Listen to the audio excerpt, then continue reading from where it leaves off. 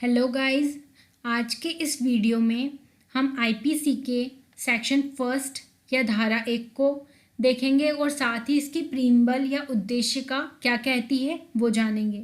लेकिन उससे पहले हम आईपीसी के कुछ बेसिक्स जान लेते हैं जो अक्सर एग्ज़ाम में पूछे जाते हैं।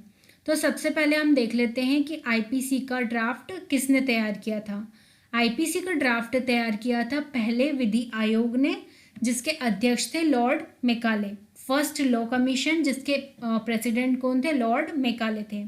और ये पहला विधि आयोग कब बना था? 1834 में। इसी आयोग की सिफारिश पर आईपीसी का ड्राफ्ट तैयार किया गया था। अब आईपीसी का फुल फॉर्म देख लेते हैं।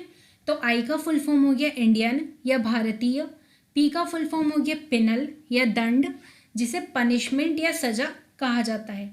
किस चीज़ की पनिशमेंट? तो ऑफेंस की या अपराध की पनिशमेंट, जो आईपीसी में डिफाइंड रहते हैं।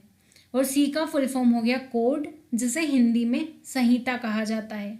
इसे हम एक डॉक्यूमेंट की तरह समझ सकते हैं जिसमें सीरियल वाइज नंबरिंग रहती है, मतलब सेक्शन वाइज इसमें प्रोविजंस होते हैं। अब हमने देखा कि आईपीसी का हिंदी में तो नाम हो गया भारतीय दंड संहिता, इंग्लिश में हो गया इंडियन पिनल कोड, और उर्दू में इसे ताज इराते हिंद कहा जाता है।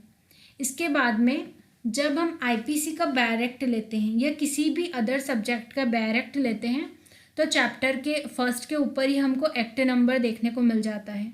तो हमारा जो आईपीसी है वो 1860 का 45वें नंबर का एक्ट है। अब एक्ट नंबर क्या होता है? तो 1860 में हमारा आईपीसी पास हुआ था और 1860 में ये 45वें नंबर का एक्ट था जो पास हुआ था। मतलब इसके पहले 44 एक्ट और पास हो चुके थे।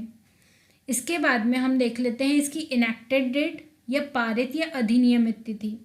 तो 6 अक्टूबर 1860 को आईपीसी पारित हो गया था, मतलब पास हो गया था। इसके बाद में इन्फोर्स हुआ था ये 1 जनवरी 1862 को, मतलब 1 जनवरी 1862 को ये लागू हो गया था या प्रवर्तित हो गया था इंडिया में। अब इसकी इनेक्टेड डेट को याद करने का एक छोटा सा तरीका है। 1860 में ये पास हुआ था, 1860 में से हमने 60 ले लिया, 6 तो बन गया हमारा नंबर और 0 बन गया ओ जैसा, जिससे अक्टूबर बन गया। तो 6 अक्टूबर 1860 को इसकी हो गई इनेक्टेड डेट। इसके बाद में आईपीसी जो है वो एक दंड संहिता है, मतलब क्रिमिनल कोड है ये, और इसमें अपराध की परिभाषा और उसका पनिशमेंट दिया हुआ है। मतलब ऑफेंस की डेफिनेशन और पनिशमेंट का निर्धारण कौन करता है? आईपीसी करता है। इसमें कुल कितने अध्याय हैं? तो 23 अध्याय हैं और 511 धाराएं हैं। अध्याय को इंग्लिश में चैप्टर कहा जाता है, मतलब इसमें 23 चैप्टर है और 511 सेक्शन है, और सेक्शन को उर्दू में दफ़ा कहा जाता है। इसके बाद में इसमें देख लिया हमने कि 23 तो अध्याय है या 23 चैप्टर है, 511 सेक्शन या 511 धाराएं हैं, लेकिन इसमें शेड्यूल और पार्ट नहीं है। इसके बाद में हमारा आता है फर्स्ट चैप्टर या अध्याय 1, जिसे प्रस्तावना कहा जाता है या इंट्रोडक्शन हमारा फर्स्ट चैप्टर है। इसमें सबसे पहले हमको देखने को मिलता है प्रीम्बल या उद्देशिका। तो आईपीसी की प्रीम्बल कहती है कि भारत के लिए एक साधारण दंड संहिता का उपबंध करना समीचीन है, अतः यह निम्नलिखित रूप में अधिनियमित किया जाता है। Whereas it is expedient to provide a general penal code for India, it is enacted as follows। मतलब किसके लिए? इंडिया के लिए या भारत के लिए। और क्या? साधारण दंड संहिता प्रदान करना। ये इसका हो गया उद्देश्य, इंडिया के लिए, फॉर इंडिया, और provide a general penal code, ये इसका उद्देश्य हो गया।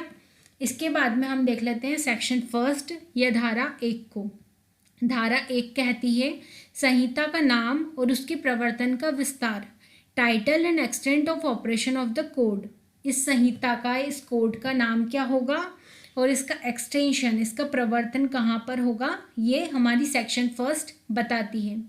तो यह अधिनियम भारतीय दंड संहिता कहलाएगा, इंडियन पिनल कोड, और इसका विस्तार कहाँ पे होगा? तो संपूर्ण भारत पर होगा, होल ऑफ इंडिया।